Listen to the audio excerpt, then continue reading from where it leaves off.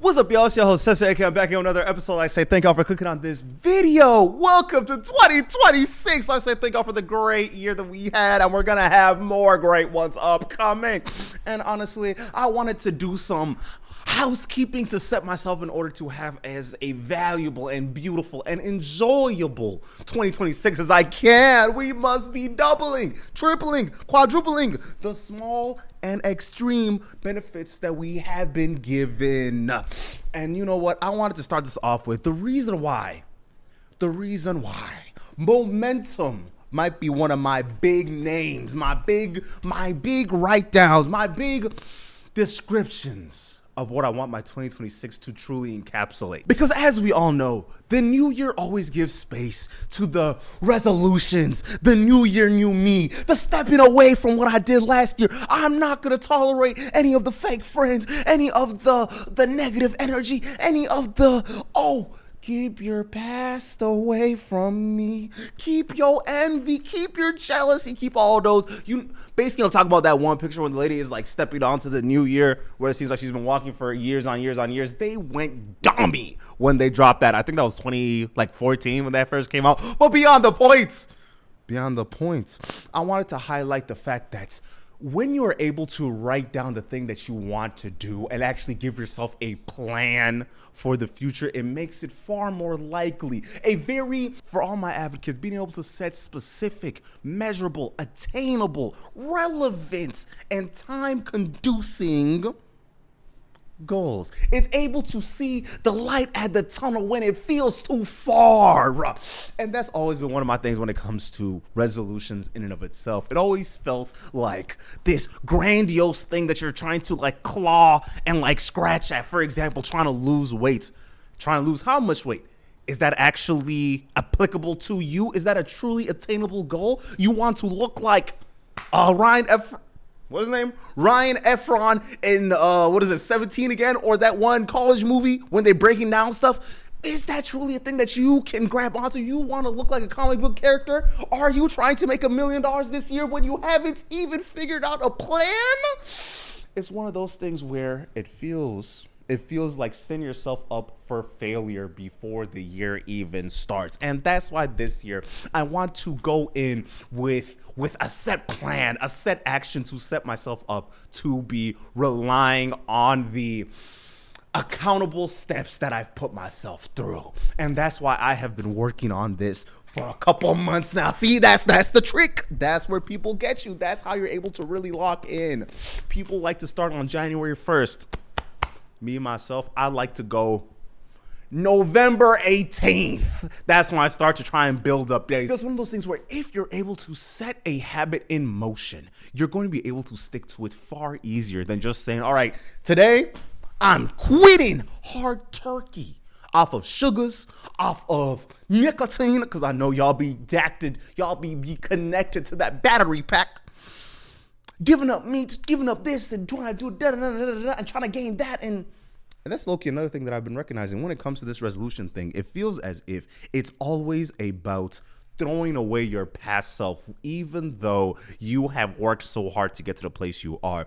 It's always about reducing all the negative aspects of your life to be able to throw that away, not recognizing it is not a crime to be in that space. It is not evil to not be productive. And that's where we're tricking ourselves. Because if it's a thing where, well, I'm just going to indulge, I'm going to indulge in this act just a little bit. I have truly failed. No.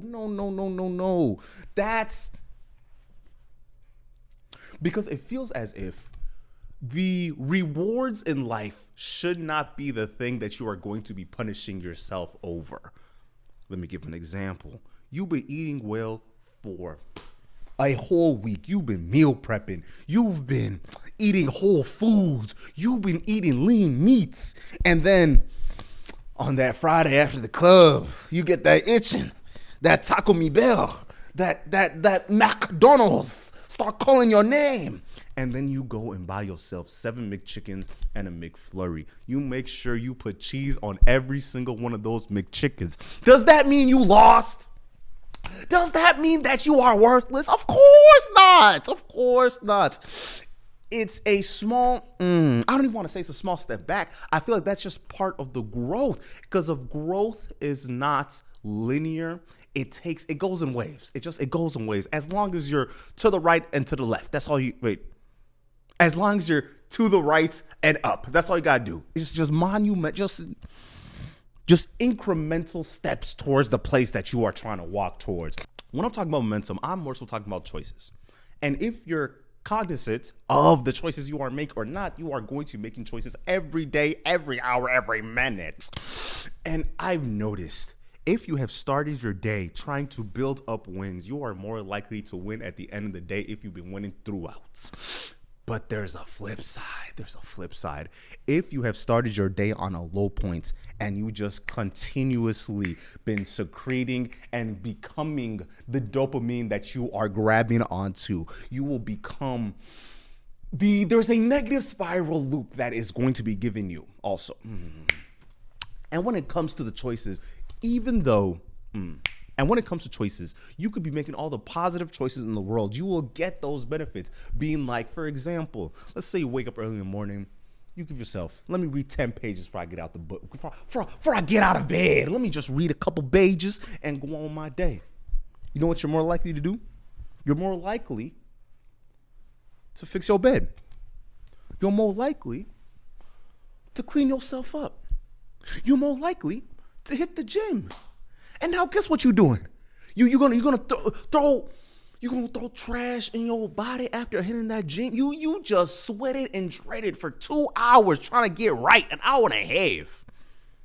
You're gonna be craving something healthy. You're gonna trick yourself into making good decisions because you've already made so many good decisions. And that's kind of where I'm at in life. Because there's also a negative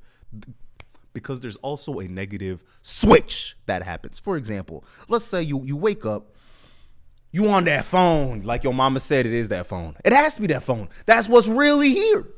Back to the story. You wake up in the morning, you swipe a couple times, swamp. You said you're gonna get out of bed at 8. It is 9:08. You look outside, it's already getting pretty bright. You thought you were gonna go outside and run early in the morning to get yourself ready for the day before you head off to class or work or something of that nature. That don't work out. So you end up, you start feeling bad. So you just get out of bed all right, I gotta eat something quick so I can get off to work. I gotta be at work at 9. I gotta be at work at 10. I have so much planned for today, but I'm already running late. So I gotta pick up the pace.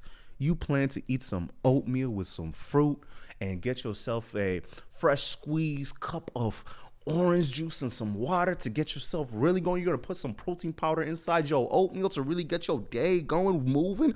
Eat a banana. You in that drive-thru line. God damn it. What is up? Why? And now you feel a little heavy. You feel a little full. You at work and you're a little groggy. You're not moving as fast as you thought you were going to be moving. And now you got to push your lunch back a little bit, but now you're rushing to eat some lunch, but now you worried about trying to get your work done, and now your boss looking at you because this your third week in a row, you just being bullshitting. And that's one of the reasons why anytime that I'm spiraling or I'm feeling bad or things aren't going in my way, I got to do what I got to do. You know what I do? I find some hoop metaphor, because sports will always save you. Sports will always explain what you feeling in a way that you could not articulate any other way. Let me drop some game real quick. The best way I can explain the idea of momentum, the hot hand fallacy.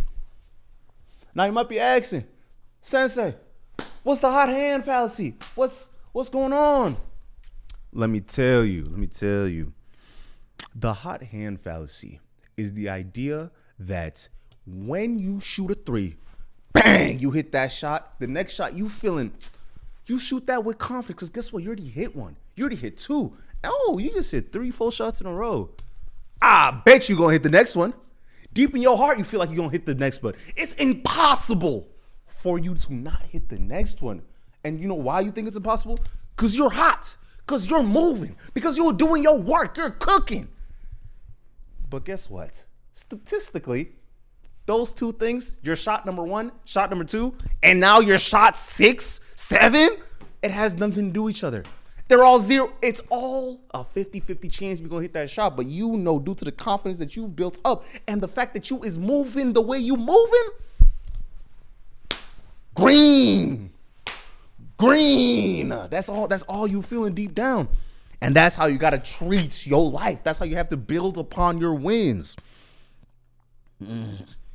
Because of recognize that things build upon each other. It really puts into perspective that you have to train your brain to see things in the long term. Because that instant gratification that you're going to get by staying in bed a little bit, not completing the thing that you said you was going to complete, because you forget that your words got power. You be forgetting that deep down, you control what's going on around you. I be forgetting, bro. And honestly, I feel like that's one of those things that happen when you get older. You start recognizing that your actions have not just consequences, but there is also benefits in the actions that you are taking now. Let me tell that again. Let me say it again. Let me say it again. Let me say it again. There are benefits for some of the actions that you was taking right now that's going to lead you to where you got to go. And the more that I think about it, I wish that more people would be able to see the game in sports metaphors, because it feels as if that is the best, like I was saying earlier, it feels like that's the best way to explain life in general. Because guess what? I've always told people, oh, wait, hold on. Does this lead me to my next thing? Oh, I'm getting good at this. I'm getting good. Brother. If you guys have made this far, make sure you leave a like, comment, subscribe. But if you got this far and you haven't read the title of this video, this is my ins and outs of 2026. And the main point of all of this is to create a cohesive lifestyle that pushes me to the type of life that I want to live. Welcome to the Dojo Podcast. This is going to be a fantastic year. Oh, it's going to be such a good year. All right. Number 1 in.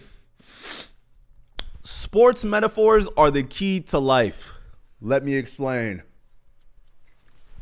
I've always been of the opinion that you could always tell what type of person you are deep down inside based off of the way that you play the game. The way the way that you want to express yourself comes alive in the way that you play basketball in such an efficient way that I love it. You can lie to me. You can tell me whatever you want about your personality, how you treat people, how you're able to take defeat, how you're able to work hard. Where does your work ethic come from? But I will not know till we check up. Let's run 5s, baby. Let's run 5s. And I always like to give a shout out to everyone that be hustling when they be hooping, because of if you're willing to hustle, even though that you know deep down that there is no way on God's green earth that you are going to get this bucket, this play has nothing to do with you, but the fact that you went and sprinted up the left side of the hoop to draw the attention of the big man to watch the corner for my guy to take a step to the side so I can kick it to the corner to hit that 3, you are the real MVP. And I feel like we're losing recipes because of we have lost the way that we're able to figure out who is a good person and what they truly stand for. Because of a selfish person will let you know they're selfish in the way that they move before they'll ever tell you that they are selfish. And guess what? They might tell you that they're not selfish, but people will always show you who they are deep inside. You ever been hooping with somebody and they come down and they take a bad shot, and then they come down and take another bad shot, and then they come down again. Somebody else shoots a regular corner 3, tries to get a layup, miss, and then they trying to freak out. They're like, bro, why would you do that? It shows me that you don't trust your players. You don't trust your teammates. You are not willing to give the benefit of the doubt to somebody that you do not know because you believe that you could have done more with the ball in your hand. That's all I got to know. That's all I got to know. And I know there's always context based on what's going on, but I will tell you more times than not, how quick you are to be agitated will show up in the way that you are responding to your teammates that are not hooping at the same level as you are. And how you treat people that do not, how you're able to treat people that have no effect on you, or let me say it, no, that's just the way that you're able to treat people that are viewed as lesser than you. really highlights how you moving. That's what I'm feeling. That's what I'm feeling. And it gets a thing where team players are important, but you sometimes you need to be able to count on your man. Are you willing to dive on the floor to get that ball? Are you willing to set a hard screen to get that pick and roll action? And one of the things I've noticed, it feels as if people have neglected the way that they're able to pass the ball and another thing that I've noticed, it feels like the way that people have neglected the way that they're able to run a pick and roll and be able to actually facilitate the ball correlates to how standoffish and unwilling to create community is with some folks. Because there's some high level work that has to come from being able to throw the pass when that man rolls. It's one of those things where, one, I gotta trust my man. Number two, I have to be able to see what's going on. And number three, it has to get to the point where I see the value in getting you the ball early because I know that you need that runway to be able to get to where you need to go. Or being able to set your mans up to be put in the best position to get to where they gotta go is a big one. My big out for 2026 has to be the control that financial dysmorphia has on my life specifically. Let's give some context. The best way I can explain financial dysmorphia is the idea that you are in a far worse position financially than you truly are. And that's one of the things I really want to talk about right now. And some of the key ideas that comes from it is the fact that you have this distorted reality of what's happening and what financial position that you really are, and that causes you to, one, perseverate on the fact that you are missing something. Two, it gets to the point where it's like I start trying to compare myself to social media faces, and then I start looking inward, trying to be like, dang, I really don't got it like that. And now you depriving yourself of the life that was supposed to live by focusing on the fact that you don't got no bread, not recognizing. Another proverb that I've always loved is a man that holds money in fist will hold a rock till they bleed. Because guess what? Holding money to your hand like this will do nothing because you cannot use it either. You will think about your bread. You will think about the fact that you spent some little bread a couple months ago, and that 20, that 40, that $100 is still holding and itching at you. You go out to get some food. You don't like the food. It was $15, and now that Chipotle order is killing you. You gonna be mad till December off a purchase you made in March.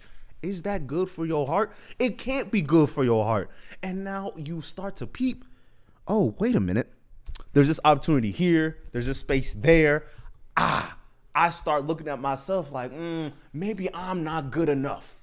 Maybe I'm the problem. And it's always frustrating. It's always frustrating, especially when it comes to bread. When it comes to money, you always forget that money is supposed to be used as an asset. It's supposed to be used as an idea that helps you throughout your life. Money is the tool that makes your life run, right? But it shouldn't be the thing that holds you back in this life if you are actually financially secure in the life that you are living. Please live below your means. That's the number one thing I be telling folks. Live below your means. Make sure you are not spending more than you got, because that IRS, they gonna still want some at the end of the year. But back to the video. One of the things that I've learned, especially reading a lot about socioeconomic differences and the way that money is used to separate and segregate people across the economic guidelines, I've always noticed that money is always used to explain what type of life you are living, right? For example, money has always been used to explain the type of lifestyle that you are living, right? For example, let's say you go to fine dining. You get a 7-course meal, but at the end of the meal, you're still very hungry. It's not about eating, it's about the decor, the aesthetic, the type of conversations that you're supposed to be having at a dinner place like that. Or for example, you going to, what is one of those things that they be saying? All deals are made on the golf course, right? where it's never been about the skill that you have while you're playing golf. It's always about the conversation you're supposed to curate with your bosses and your bosses' bosses while you're at an event like golfing. And it also gets very intricate because of, depending on how much money you have, you might be going on a trip to the Mykonos Islands, or you might be going to what's another place rich people hide? Cayman Islands. I don't know, but one of the things that I've noticed, especially when it comes to bread, if you're willing to spend money, money will return to you. For example, let's say you are building an event. I need to hire some people, right? Knowing off your head, I'm going to pay the DJ exactly what they asked for. I'm going to pay the producers exactly what they asked for. I'm going to pay the photographer exactly what they asked for. I'm going to pay the catering company exactly what they asked for. Paying everybody exactly what they asked for to give me their service. What that does to the people that are working, it'll be like, oh, okay, this person not only respects the time that I have, right, and respects my craft, but they are willing to not waste my time. And they're able to understand how difficult this job is. You know what? Scratch that. They're willing to not make me disgrace myself to try and lower my value to go and interact with you. When in all actuality, I'm the one that's giving you. I'm giving you the benefit. You're not getting anything from me but the money. Because I've always recognized this when it comes to like the underground scene. Let's say you try and have everybody pay you off of the back of love. You go ask the producers like, oh man, I really mess with your beat, man. I love your beat. But can I like let me get like for $50 instead of you. I know you charge a $300, but like I got $50 for your time. Does that? But love. And then you recognize people not gonna do love forever because of love will not pay them bills. They might love you as their homeboy, but guess what? Love does not pay them utilities. Love does not pay my car insurance.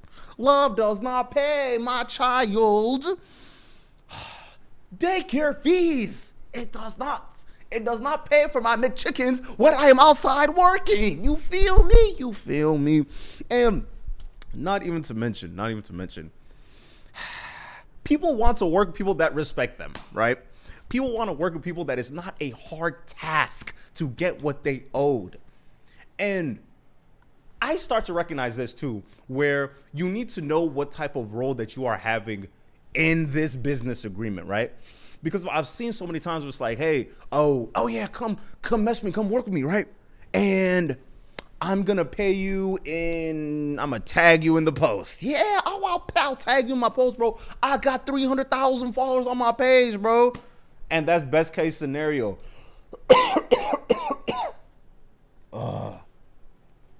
Cause you ever try to get paid off of some clout? You ever tried to go to the bank saying, oh, I got this many followers?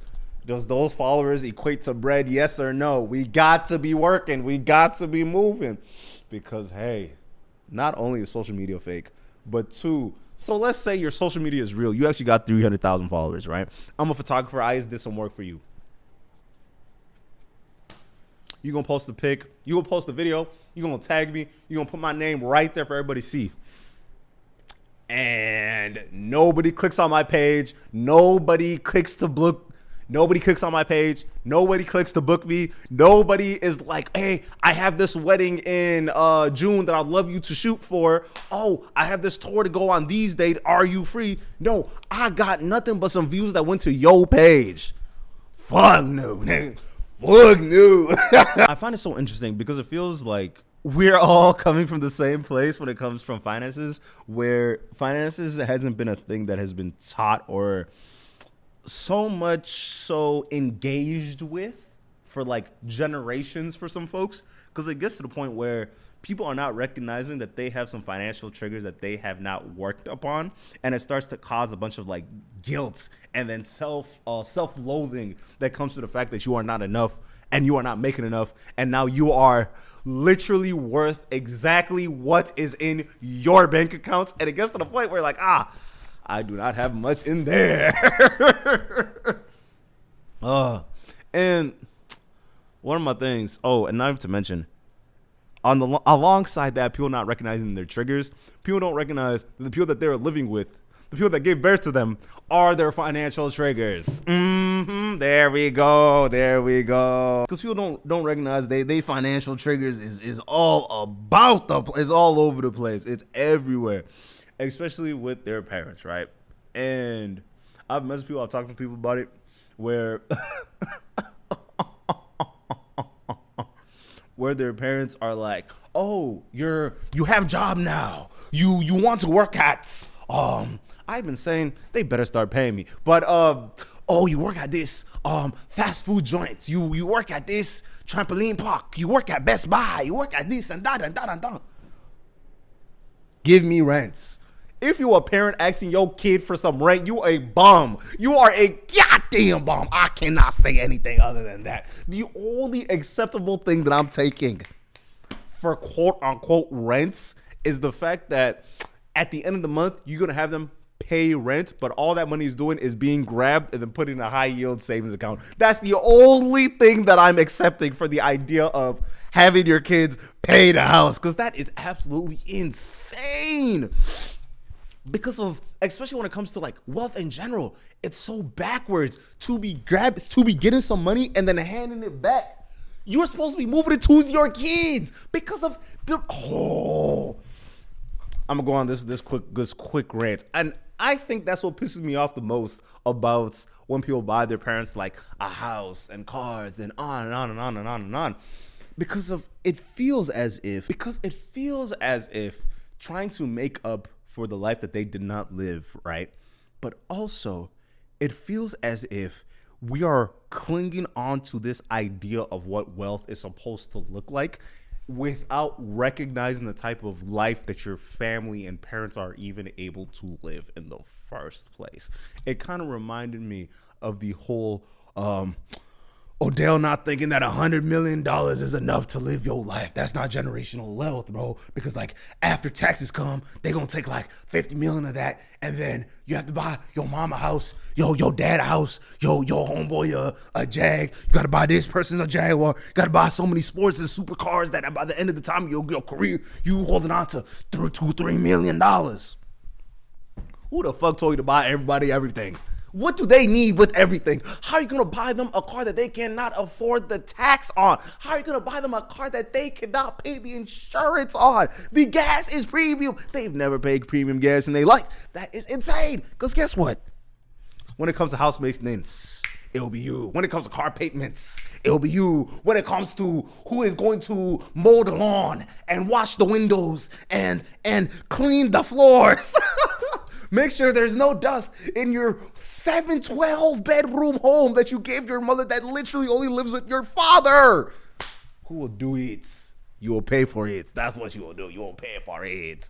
And it's all those different things that's not only siphoning off of the amount of life that you could actually spend with other people, but it siphons off this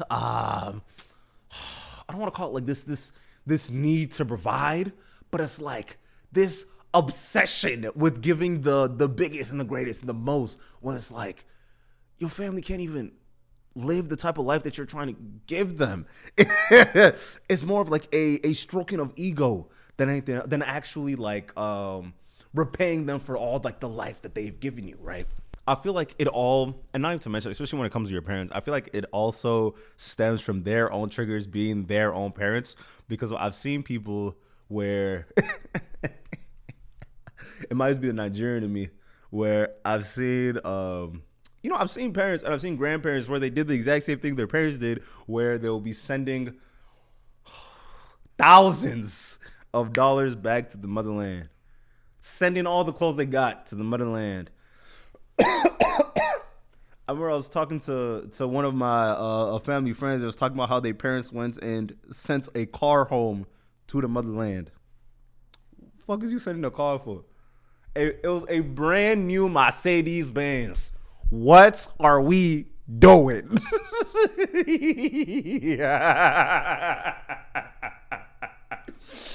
Oh, but even before we get to that part of the conversation, I want to talk about the fact that it feels as if money management has always been a thing that's been distorted, especially from like Christian backgrounds, right? Because of I've seen folks put money towards tidings that didn't have none. I've seen people that has like given with two hands when they didn't have enough hands to wash their own dishes. I've seen folks where they give to the point of taking food out of their own mouth to feed the next one, when it's like, we need you healthy to be able to help like your immediate family that's able to help other people from there. But it feels as if stretching yourself thin has just been the norm with so many people for so long that now this unintentional traumas have been passed upon to like the next generation and the next and the next and the next, where it's like, well, we weren't able to build anything because there was no foundation that was set before us to work on. And it's like, well, are you entitled to the act of having like a life that's paved out for you? No, I don't. I definitely do not agree with that. But I will tell you, it is far easier to build on land that's solid than shaky grass that you have to go and pour cement yourself and then figure out that cement gets hard after this amount of time, and then figure out that you have to turn it like this and put the building on this side and then court order it over here and all these extra walks of life, when it could have been so, I don't even want to call it simple, but it could have been so much, it could have been managed in a way that could be conducive to living a full, proper life. And honestly, I feel like that's just the way that we teach finances to begin with. Like, it's always thrown me for a loop that people don't have conversations around it's always killed me how we have financial conversations and financial literacy in America to begin with, because it's like, there's so many homes where like the kids are full grown adults and they never knew how money moved in their house. They didn't know how the lights got paid. They didn't know how the trash man got paid. They didn't know how they mortgage. I thought we paid this with cash. You trying to ask them, oh, how much does your parents make? And now everyone's looking at me like I'm the bad guy. No, tell me how much your parents make. I want to know exactly how much they make, because I want to figure out what type of, not just life that they're able to afford, but what needs to happen to get to a point of affording the life that they are living, right?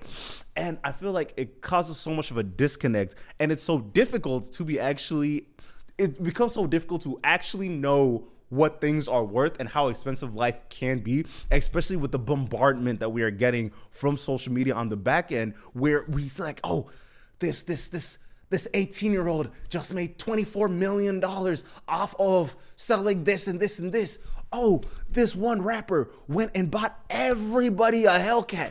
Oh, this one, politician's daughter that's, a social media superstar. Wait, oh my God, Abu Dhabi, oil money. Wait a minute. It's one of those things where it's like you look on social media and you're like, oh, this high ticket salesman is actually renting everything everything you see in that video. Yeah, rented the house, rented the car, rented the suit, rented the shoes. Boop. And guess what? You're going to buy into it so much that he's going to be able to afford the house and the car and the suit and the shoe based off the idea of you thinking that they already had it to begin with. But that just might be that's just the name of the game right now. That's just the name of social media to begin with. We just telling each other we bread it up till we actually bread it up. We fake till we make it, baby. That's how the game goes. And then you try to figure out, but what about me? Why am I not lit? What's wrong with, I'm just broke. Gah! No. You're going to run yourself ragged trying to hold on to this idea of you trying to be a lit muff. That's not you. That's not the bag that you was given. You got to move accordingly to the life that you need to be going. That path is important. This is going to sound very counterintuitive, or like, I will say, it makes me seem all the above, a little bit shallow. I'm going to, I don't want to say obsessively, but I'll say intentionally focus on the way that I'm presenting myself in the physical and the intellectual manner of the activities that I want to be participating in the year of 2026. Number one, I need to get rid of half my closet. I'm tired of my clothes. I have too much clothes. I've noticed I have to be I have so much clothes that could be thrown onto a fit that could create the most fantastical, the most cohesive, the most ooh la la. You wearing vintage denim? Is that a pair of Gap slacks? Are you wearing some 1982 Nun Bushes? Maybe. Are you wearing some Valentino High Steppers? Maybe. I don't know why I did that, but I'm just recognizing that I just need to be more intentional with the clothes that I'm buying, right? Because I've been caught. Honestly, I think let's say we have all been unintentionally caught in the spiral of buying clothes that you do not think that you will be wearing. Actually, scratch that. You do know that you will not be wearing these garments in 6 months, in 8 months, in a year from now. And I am sick and tired of adding on to the waste that we have been occurring, trying to present ourselves in the most fashion forward, hip, drippiest, throwing up a fantastic outfit. I'm tired of ruining the world. You feel me? And that's why I'm intentional with the clothes that I am buying. Because of if I feel, my one rule, if I feel like I cannot wear this garment at least 20 times in this year of 2026, I gotta let it gotta go. I need to pass it on. If it's a thing of selling it, so if it's not a thing of repurposing the fabric, if it's not a thing of shipping it to somebody that will actually use it and donating, if it's not a thing of letting the homeboys just take your clothes, because it's like, hey, I can't keep letting you work.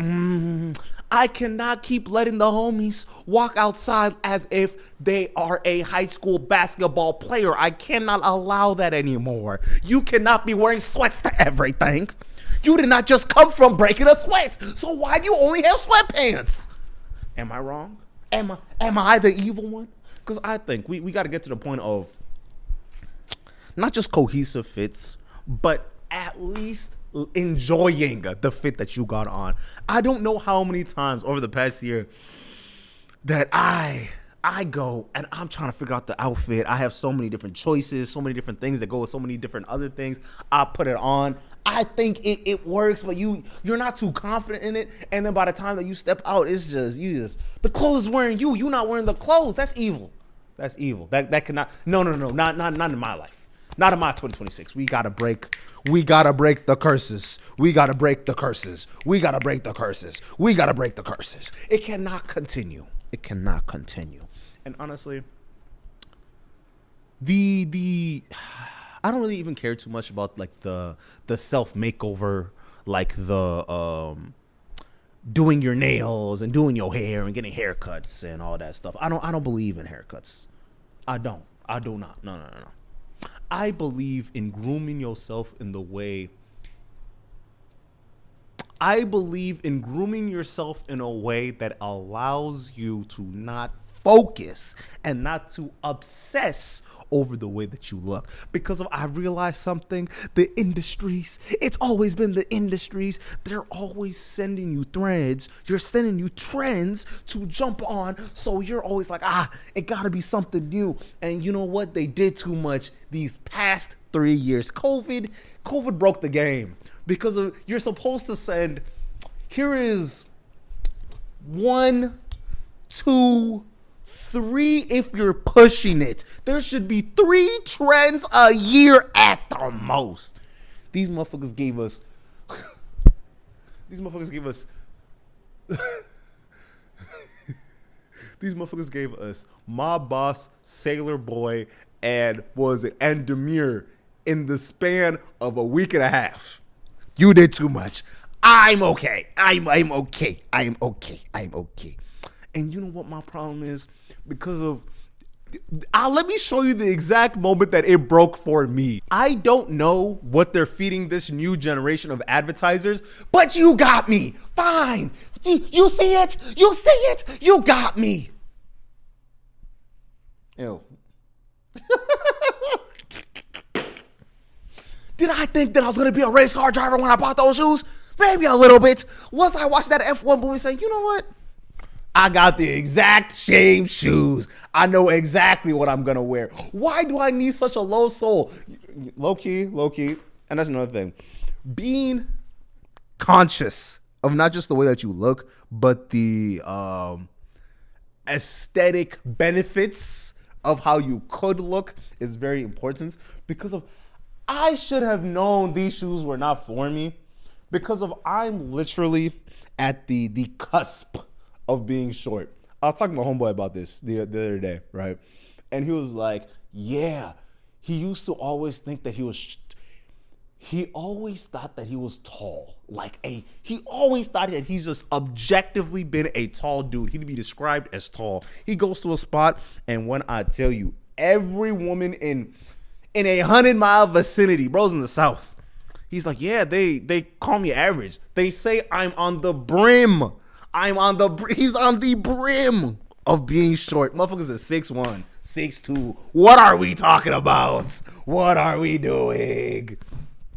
And it just hits. It's connected to me, right? I was like, so you telling me I bought the only shoe known to man that makes you shorter? Congratulations. I played myself.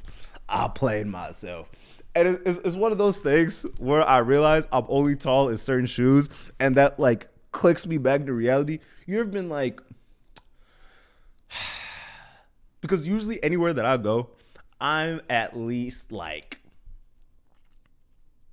objectively above average when it comes to height, but then my shoes go and then they push me up to like the base of being tall for the area that I'm in, right?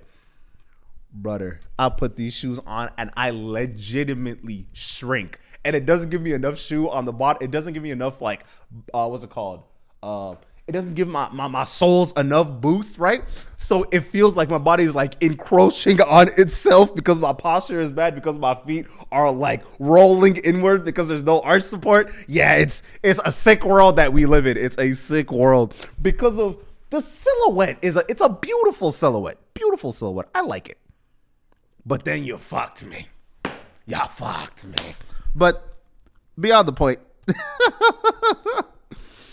Beyond the point. It kind of got me thinking about the extent that people take, or the lengths that they're willing to go when it comes to expressing themselves.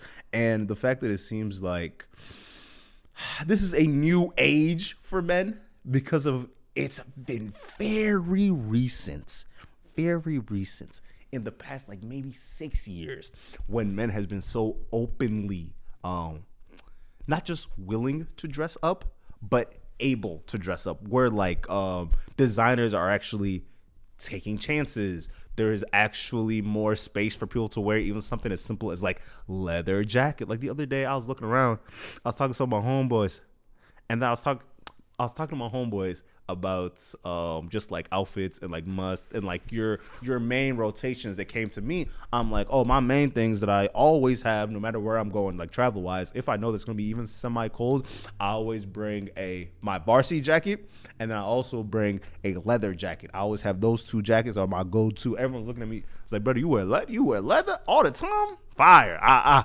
They gonna hit me with I wish that I had the confidence to be pulling off leather every day. I'm like, brother, it's 2026. You can wear leather every single day. That is prime Giveon. That is prime brand fire. Yes. You have to dress like the music you want to be perceived as, my brother. They was talking about the performative male just last month.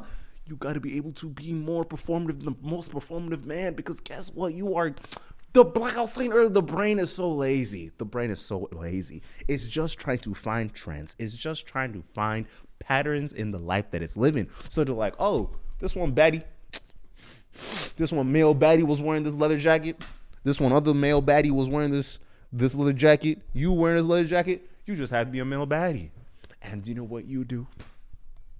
You go and give away that you're not a true bad bitch by not wearing that jacket. You gotta wear the jacket. You have to be confident in that jacket. I'm out here seeing this one video. This one girl's talking about how the first time, actually, you gotta be confident in that leather jacket, because you know what that leather jacket tells a story. That leather jacket, especially if it's not like a regular, like a H&M or nah. This one of them real deal trench coat ones too. I got me this one John that goes all the way to my knees. That shit's sexy, beyond the point. I was watching this one video. This one shorty was talking about how he was watching this man walk in with a leather jacket that he did not believe in. He looked like a deer on ice. He looked like a baby deer on ice, just slipping and falling. It gets to the point where bro has to go and just like take the jacket off. No, baby, put that John on, bro. Wear it. Be confident in what you was buying, because you know what? It's kind of like the act of gradual working out, right? Because of at first, you go to the gym, you looking at everybody else, everyone out here with ginormous shoulders, they back defined, they leg defined, they arm defined, they forearm looking like they went and put a baby's arm to they forearms looking like two babies put their arms together and then just like shimmied it into their forearm, how thick that mug is. And you know what you gotta do? You gotta be like, you know what? This takes time. This takes patience. And I just gotta keep working at the greatness that I was given. I just gotta be, as long as I put in them hours, I'm gonna get more back than I put in. Working out is one of those few things in life that you will be guaranteed to get more than what you put in. Back to my metaphor. And you know what? It's gonna feel weird. You gonna start squatting. You gonna start benching. You gonna get to the point where you put a 45 on. Life changing good. 45 and a 20. 45 and a 35. 45 and you finally there. You at that 225. You at that 45 bar.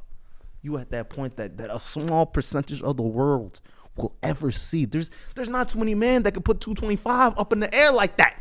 Up in the air like that. Up in the air. And you know what? Now you can too, because you want to put that effort in to the way that you gotta work it. And that is important.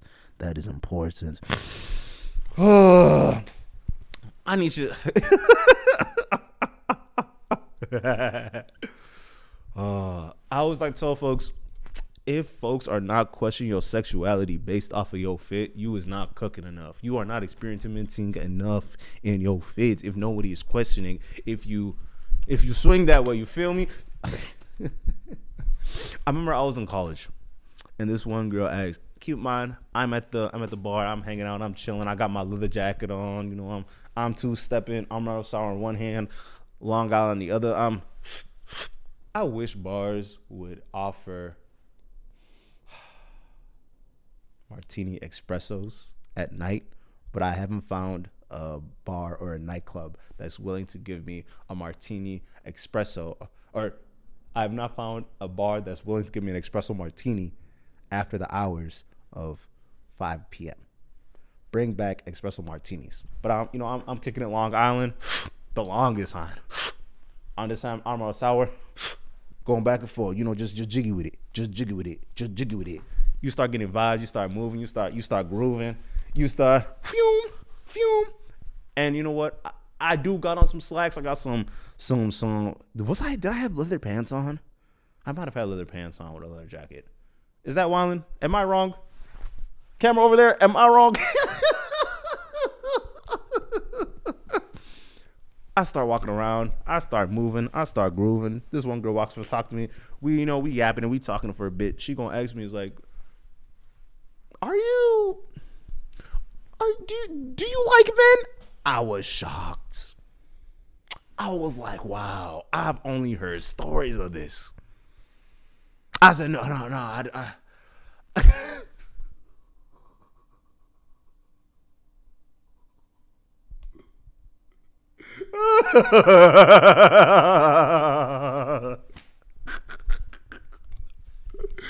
I said, that is a very funny way to ask for a 3-ball. Am I wrong? And you know what? If you're going to ask something nonsense like that to me, I gotta. It feels like one of those times where someone just like, throws you just a little softball, and then you get an opportunity to truly just like wham that mug. That was what I was feeling deep down in my heart. It was a great time. Very funny. I have the stand-up stuff to do, so I will be back.